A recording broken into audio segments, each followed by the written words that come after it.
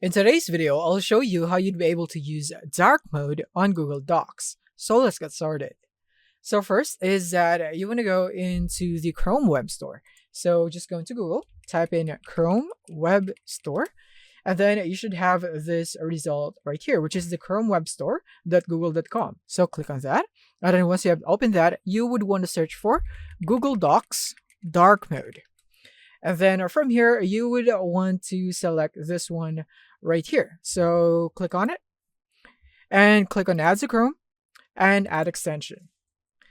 And now once it's added is that you will now be able to go here into your Google Docs, and from here just simply refresh the page right here, and as you can see it is now on dark mode. And notice that the background color is also changed, and in that way you are the only one seeing this right here because you have the extension which is dark mode for Google Docs. But if you go for another website or open this in another device, the background color will not be affected. It's just because of the extension itself.